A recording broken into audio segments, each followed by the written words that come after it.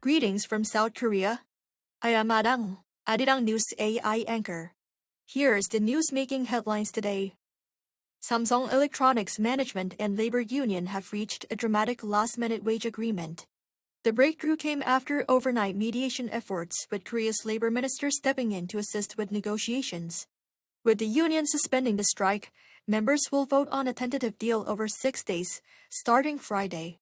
That deal will be finalized if a majority of members participate and approve the agreement, with rejection likely meaning a return to negotiations. Under the tentative deal, both sides agreed to keep the existing excess profit incentive system while introducing a new special bonus program for the DS or Device Solutions Division. Israel has released 2 South Korean activists it captured while they were on board a humanitarian aid flotilla bound for Gaza in waters near the Strip. The Blue House expressed deep regret over the incident, but said it highly appreciated and welcomed their immediate release. It added that the Korean activists were immediately deported without being confined in a detention facility following the government's diplomatic efforts. Israel reportedly said it hoped the incident would not affect its relationship with Seoul and hoped for the development of bilateral ties. This follows strong criticism by President Lee Jae-myung the previous day over the incident. President Lee Jae-myung has called for tangible outcomes ahead of the first anniversary since taking office. This came as he invited members of presidential advisory committees and councils to the Blue House on Thursday.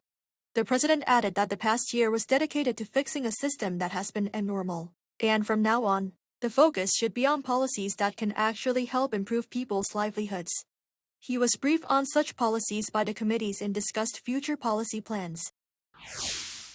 The final stage for the transfer of wartime operational control could be completed within a year, paving the way for the transition as early as next year. According to Defense Ministry sources, Seoul is planning to complete the second stage of verifying full operational capability this year, and present a target year for the transition. With the final stage full mission capability expected to take less time than previous stages, if the Allies agree to set 2027 as the earliest possible year for the transition and complete the steps, transition could in theory be possible in 2027.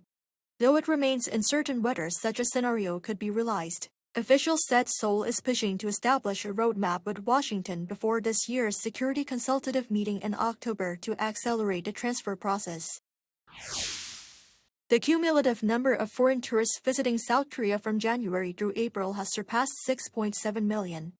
According to the Culture Ministry on Thursday, the figure marks an all-time high and a more than 20% increase from the same period last year.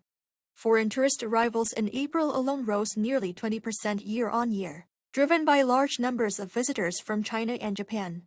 The ministry said April arrivals were not significantly affected by high oil prices and rising fuel surcharges, as many trips had already been booked for the Middle East conflict, while also attributing the increase to the global spread of K-culture.